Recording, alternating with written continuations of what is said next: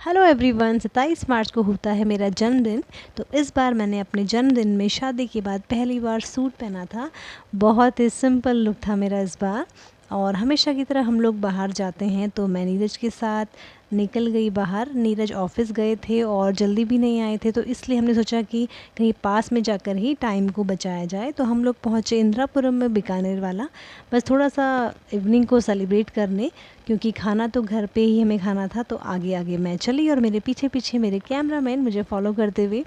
और एंट्री करते ही हमने देखा कि कहाँ पे हमें बैठना चाहिए। तो कॉर्नर की सीट मुझे दिख गई और वहाँ पे जाके हम लोग बैठ गए। टाइम को देखते हुए हमने सोचा पहले ऑर्डर किया जाए। तो हम लोगों ने मेन्यू कार्ड ले लिया और नीरज ने भी काफ़ी बार देखा। तो नीरज को भी समझ नहीं आ रहा था, फिर उन्होंने मुझे दिया कि तुम ऑर्डर करो। तो मैंने भी काफ़ी देखने के बाद फाइनल डिसाइड किया कि ऑर्डर क्या होना चाहिए। हमने ऑर्डर दे दिया। उसके बाद जब तक ऑर्डर आना था तब तक मैंने इंस्टाग्राम में लाइव चैट शुरू कर दी। मुझे अच्छा लगता है कि हम कहीं बाहर जाए और वहाँ से मैं लाइव करूँ, तो मुझे अच्छा लगता है। फिर लाइव करते करते हमारा ऑर्डर भी आ गया। पनीर डोसा और चीज़ पिज़्ज़ा, दोनों ही हैवी फूड है। और इसलिए इस बार हम लोगों ने कोई ड्रिंक ऑर्डर नहीं किया, क्योंकि घर में जाके डिनर भी करना था।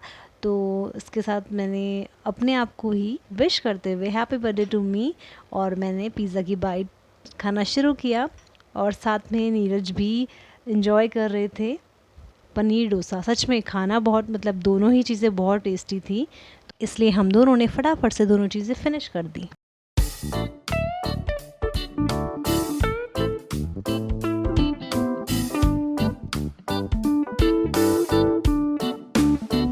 इसके बाद हम लोग निकल गए घर की तरफ। सच में बहुत हैवी हो गया था, मतलब ऐसा लग रहा था कि अब कुछ और खाया नहीं जाएगा।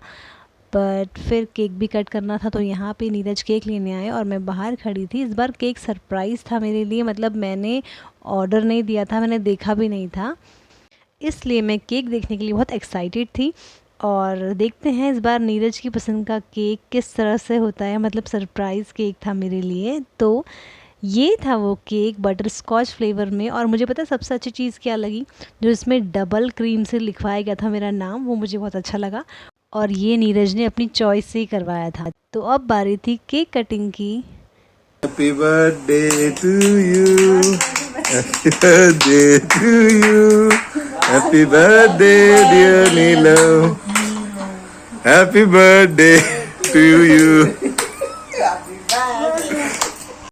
तो इस तरह से थोड़ा हंसते हुए शर्माते हुए मैंने केक कट किया। और सबसे पहले मैं केक खिलाने वाली थी ससुर जी को, क्योंकि मेरी जो सास जी हैं वो केक नहीं खाती हैं, चाहे एगलेस भी हो वो नहीं खाती हैं। तो ससुर जी ने बोला कि जिसका बर्थडे है उसे पहले खाना चाहिए, तो मैंने केक उनकी तरफ बढ़ाया। तो उन दोनों ने अपने हाथों से ही मुझे मेरा बर्थडे केक खिला दिया। और जब मैंने केक टेस्ट किया, सच में केक बहुत टेस्टी था और मैं रिएक्ट किए बिना रह नहीं पाई। बहुत टेस्टी केक था। इसके बाद मैंने केक खिलाया ससुर जी को। फिर नीरज को केक खिलाना था। नीरज वीडियो शूट कर रहे थे, तो इसलिए इस मोमेंट को मैंने अपने हाथ से ही कैप्चर कर लिया।